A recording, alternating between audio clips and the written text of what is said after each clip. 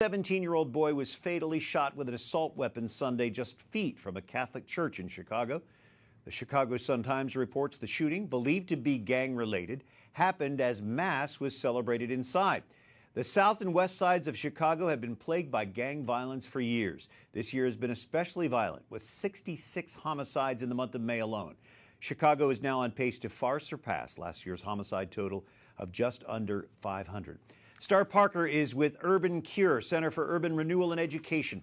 Star, this teenager was using this high-powered, high-capacity assault rifle outside of a Catholic church, taking gang violence to an entirely new level. What can be done in the face of gang violence?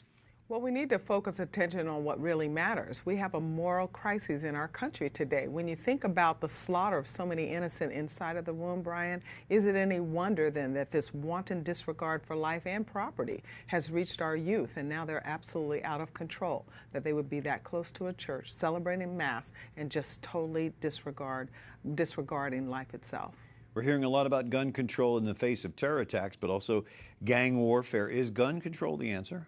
We know that gun control is not the answer. In fact, Chicago has very strict gun control laws right now. And with the internet, you can get a gun anywhere if you want that. What we have to do, again, is focus our time and attention on family breakdown. And what that means, bookshelves sag with the data that connects crime to poverty to education or lack of that, and education to family life. When we start looking at what has happened, in particular in these hard-hit communities where we've concentrated poverty and most of the households have no dad there, this is what the result is.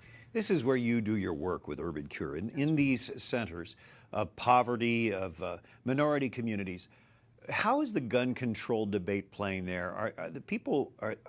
Are politicians listening to what the people who are closest to this are saying?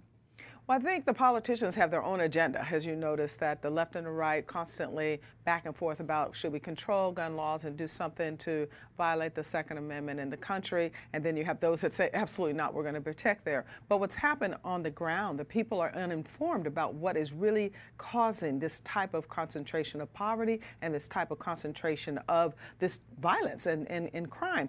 When we think about the welfare state, we have now as taxpayers put $22 trillion in a war on poverty. And as a result, we have not stopped poverty whatsoever, but we've broken family life. It is underappreciated that in the 60s, 78% of black households had husbands married to the mother of their children. Today, it's exactly the opposite. 78% of children in the black community are born outside of marriage. And that is the problem. That is the root of the problem. And many of the black leaders, including church leaders, have not reconciled that fact yet. And that's why their communities are still under attack. You offer such a unique insight. Star Parker, thank you. You're welcome.